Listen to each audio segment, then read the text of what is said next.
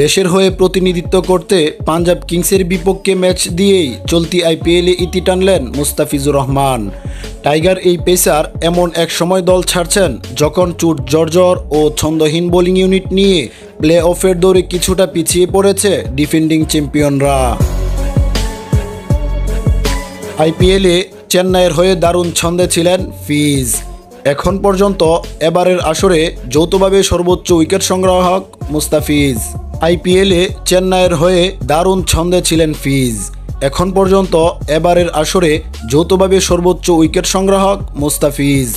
নিজের সর্বশেষ ম্যাচে পাঞ্জাবের বিপক্ষে এক মেইডেন সহ 4 ওভারে খরচ করেন মোটে 22 রান। চেন্নাইয়ের হয়ে অভিষেক আসরটাও স্মরণীয় করে রাখলেন ফিজ।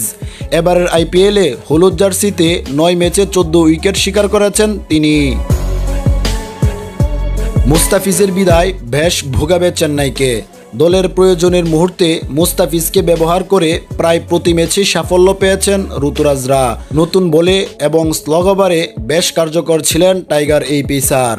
এমন পেসারের ঘাটতি এবং দলের বাকি বোলারদের চোট ও অসুস্থতা বেশ দুশ্চিন্তা বাড়াচ্ছে চেন্নাইকে। ম্যাচ পরবর্তী সংবাদ সম্মেলনে চেন্নাই কোচ ফ্লেমিং বলেন, খেলোয়াড়দের ভ্রমণ নিয়ে ব্যস্ত সময় পার করতে হচ্ছে। দীপক চাহারকে দেখে ভালো মনে হচ্ছে না। তার আরও রিপোর্টের অপেক্ষা করছি। ফিজিও চিকিৎসকরা দেখভাল করছেন। শ্রীলঙ্কার ছেলেরাও খেলতে পারেনি। আশা করছি দ্রুতই সেরে উঠবে তারা। তাদের পরের ম্যাচে পাওয়ার আশা করছি। তুষারের ঠান্ডা জ্বরের সমস্যা রয়েছে, তাই একাদশে কিছু পরিবর্তন আনতে বাধ্য হয়েছি। গ্লিসন ভালোই করেছে, সে পজিটিভ। ফিজকে হারিয়ে ফেলা খুবই হতাশাজনক। প্লে অফের দৌড়ে কিছুটা পিছিয়ে পড়েছে বর্তমান চ্যাম্পিয়নরা। এছাড়া একাদশেও একাধিক পরিবর্তন আনতে বাধ্য হচ্ছে।